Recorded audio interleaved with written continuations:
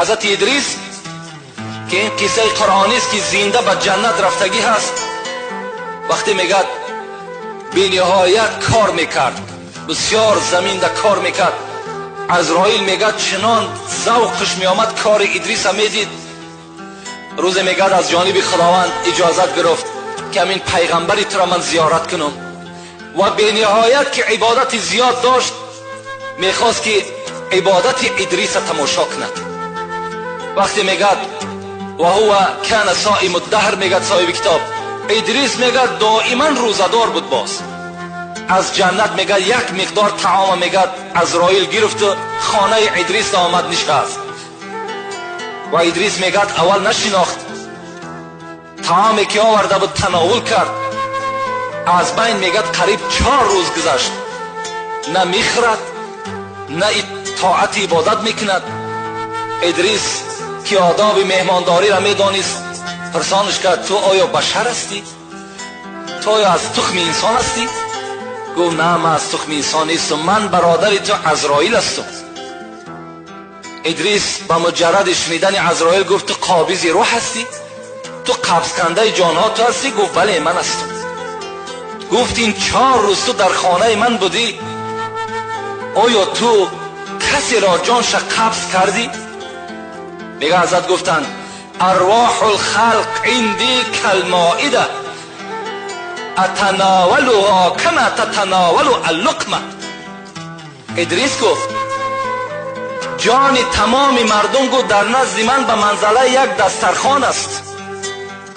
چگونه ای که از هر جاش تو یک لقمه را میگیری میخوری، این جان تمام مردم در روی دسترخوان است در نزد من. کدامش را که امر شد همون زمان میگیرم. تا امروز چندین هزار جانش گرفتیم. من خود گفت جان میگیرم، فقط کشیش جان با نماینده های من، با خدمتگارهای من وابسته است. آنها میکشند تا حلق میارند و من جانم میگیرم. این گفت به همین منزله است، گفت برای من هیچ مشکلاتی نداره. میگه ادریس گفت عزرائیل گفت تو برادر من هستی، من هم مرگ را چشیدن نمی شود، زیرا خدا گفت از همه نفس باید مرگ بچشد.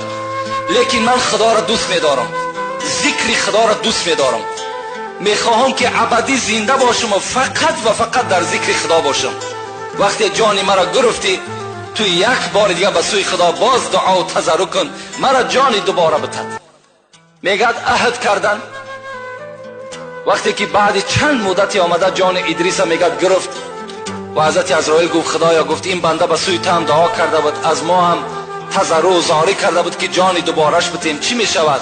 این ذکری ترا دوست می داشته است، عبادتی ترا دوست می داشته است. خدا که در ازل ادریس کشیده بود جان دوباره رو میگه با ادریس داد.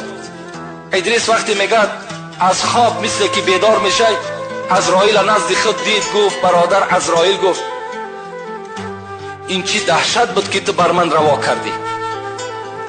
گفت ادریس گفت الرفق الذي فعلت بك ما فعلت على احد قط. ادریس گفت چنان مهربانی در وقت جان گرفتن بر تو کردم که چنین مهربانی را برای هیچ پیغمبر پیش از تو نکرده بودم. چگونه معامله کردم؟ حضرت ادریس گفتن آیا به تو وصف کنم، بیان کنم که چگونه جانم دادم؟ گفت بیان کن. گفت این الحیوان اذا انسخل جلده وهو حی فمرارته اشد منه.